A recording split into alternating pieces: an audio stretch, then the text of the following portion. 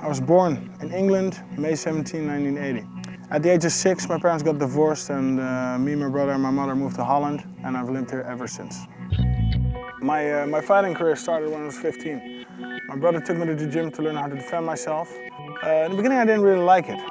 I got my ass kicked, but after Bas Rutten, Joop Kasteel, Andrew Houtvein, that were the people who we trained with. My brother, Alistair Overeem. Yeah, they kept motivating me, and after a while I started to like it. It went better, your technique improves. Well, and within a couple of years I was smacking them around, dominating them. So that was the changing point, then I started to like it.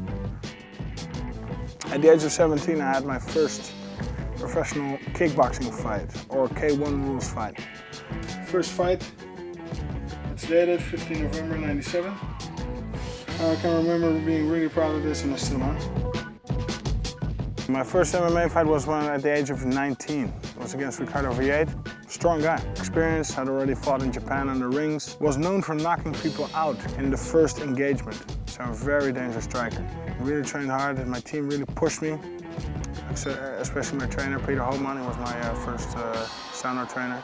And I really created the mentality of do or die. Never give up, never surrender. I submitted him in 90 seconds of the first round. The winner is official Alistair Overeem.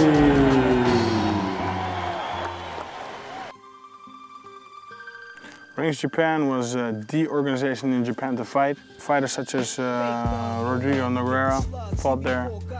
Fedor Emelianenko has started his career under the rings banner. Randy Couture fought there, and of course my brother. And that's how I ended up there. He's 4 years older. At the age of 19, he fought for the first time on the rings. And at that time I was 15. I really looked up to him. He was my idol. He was a prototype M.M.A. fighter, could fight standing up, could wrestle, could do submissions. He could already do a little bit of everything. And after my first win, I got my chance in rings. It was a substitution fight. I fought against Yuri Kochkin, and I did lose the fight, but it was a good fight. It was a good performance. And the Rings Japan people were happy with that performance, and they offered me a contract. Well, that was my dream.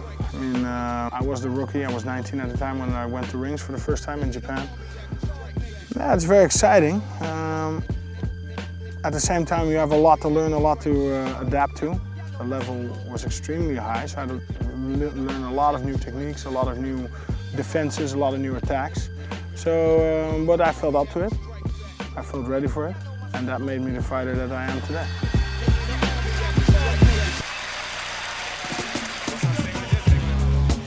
Well, the Dutch episode was basically I defeat everybody who came in front of me. At first it was at Showtime events. They're doing the K-1 shows now in Amsterdam. Then I fought under the Rings banner, Ring Holland banner, and I fought mostly under the Too Hot to Handle banner. And basically I defeated everybody in the first round fairly easy when I look back up on it. Yeah, with a highlight of becoming world champion light heavyweight Too Hot to Handle in 2004. Well, Roddy Verveers was a tough guy. Good stand-up, ground a little bit less, but good takedown defense. He was strong in the clinch, very strong conditioning, and basically he defeated everybody in Holland, and it was him versus me, because I beat everybody and he beat everybody. I just trained my ass off.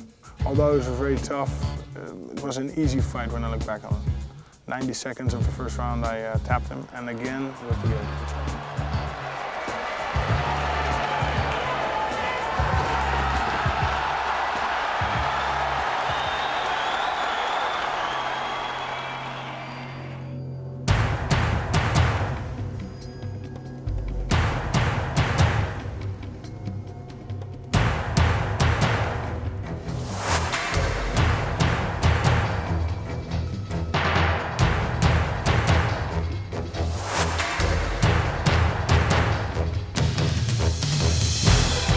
Pride was the premier organization in the world at that time. Now it's defunct, it's not there anymore. But at the time it was awesome. It was, even when you compare it to the top shows today, it was groundbreaking.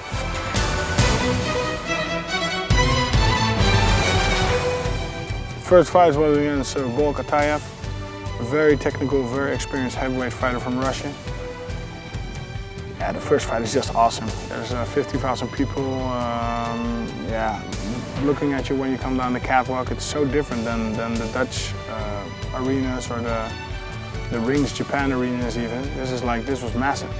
This was huge.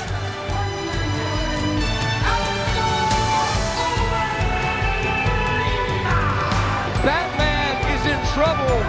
Batman is there. Oh, and a knee to the body. Another knee. Look out! Now! Oh, that knee actually was great. The Pride Light Heavyweight Grand Prix of 2005. This was the most awesome lineup ever. You had 16 of the best fighters in the world: Wanderlei Silva, Sakuraba, I was in there, Igor Vovchanson, Vitor Belfort, Shogun, Quinton Rampage Jackson. Everybody was at their prime. And they were all ready for that championship title. There were no weak players in that tournament. So it was the best of the best, and it was one of my highlights. I did good. I choked out Vitor Belfort, who never got choked out before that. I choked out Igor Vovchanson, who never got choked out, and eventually I lost to Shogun, almost choking him out, but I didn't. I failed the guillotine choke, and I became third. That was a great experience. Best tournament ever, in my opinion.